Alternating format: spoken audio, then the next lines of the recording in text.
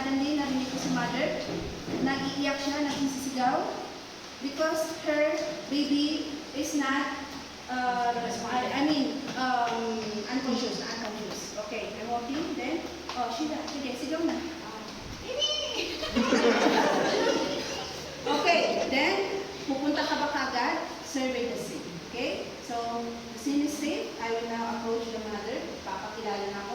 Ma'am, I'm Jocelyn Alapan. I'm a trained first aider. I know how to help your baby. Can I help? Yes, please. Okay, so get the baby from the mother and then put that. Kung meron man pong table doon or any flat surface, kung walang table, pwede ba natin gamitin ang floor? Yes. Basta yan is flat. Okay? Then after getting the baby, you will now check the responsiveness.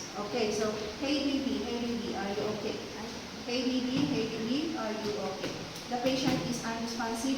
Mom, please call 911, tell the suffocation and what happened to your baby as I do my primary assessment. What? Sabihin mo yung location. We're now at Medline Baguio. The location is Naginian Road.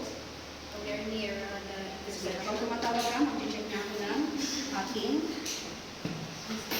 Pag nandun si mother, huwag nyo nang hintayin matapos yung ano, gawin nyo na kagad. Okay, ma'am, call 911, tell the exact location, and then tell what happened to your child as I do my primary assessment. Okay, so I will now check the pulse of the baby. 1, 2, 3, 4, 5, 6, 7, 8, 9, 10. Okay, the baby has no pulse and not breathing.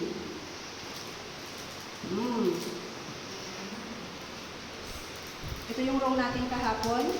We did not, ano to? We did not prepare. So, wag gagawin yan ha. Dapat nakapprepare na yan. Okay, so I will now do my CPR. 1, 2, 3, 4, 5, 6, 7, 8, 9, 10, 11, 12, 13, 14, 15, 16, 17, 19, 20, 1, 2, 3, 4, 5, 6, 7, 8, 9, 1.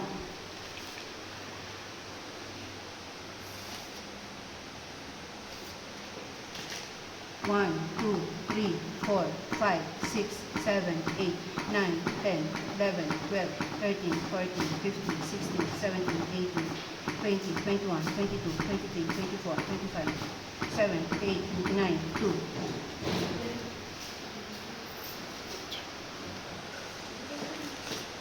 1, 2, 3, 4, 5, 6, 7, 8, 9, 10, 11, 12, 13, 14, 15, 16, 17, 19, 20, 1, 2, 3, 4, 5, 6, 7, 8, 9, 3.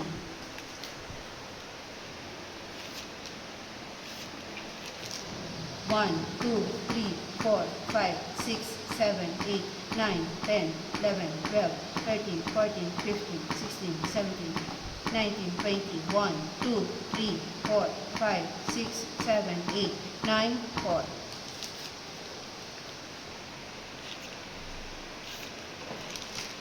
1, 2, 3, 4, 5, 6, 7, 8, 9, 10, 11, 12, 13, 14, 15, 17, 18, 19, 20, 1, 2, 3, 4, 5, 6, 7, 8, 9, 5.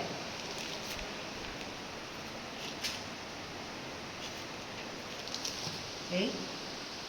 1, 2, 3, 4, 5, 6, 7, 8, 9, 10. The patient has pulse, but no breathing. 1, 1, 1, 2, 1, 3, 1, 4, 1, 5, 1, 6, 1, 7, 1, 8, 1, 9, 1, 10, 1, 11, 1, 12, 1, 13, 1, 14, 1, 15, 1, 16, 1, 17, 1, 18, 1, 19, 1, 20, 1, 21, 1, 22, 1, 23, 1, 24, 125, 126, 27, 128, 129, 130, 131, 132, 133, 134, 135, 136, 137, 138, 139, 140, 1, 2, 3, 4, 5, 6, 7, 8, 9, 10. Mother, please follow up the EMS as I do now my secondary assessment. Mhm. Okay. So, na-update na si EMS. Okay, so I will now do my secondary assessment. Ang secondary assessment nyo, mas madali lang po kasi maliit lang si baby. So, buong mukha is kasyang-kasya yung kamay mo. So, buong mukha, no dots. No dots. No dots. No dots. Okay? So, support the head, support the spine, and then put the baby in a recovery position. So, this is the recovery position for the infant. Trendelenburg ang tawag po natin dito. Mas mababa ang ulo kaysa sa wet. That is to facilitate the drainage of secretion para hindi siya ma-choke sa sarili niyang laway. And then, of course, to open the airway. Okay. And do the dots sa back.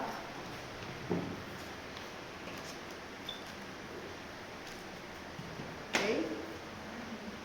Okay, so, ma'am, follow up again the EMS. Okay. Mas magandang map. Nearest to you. So, dito na lang. Okay. Okay. So, the vital signs or the pulse of the baby is stable.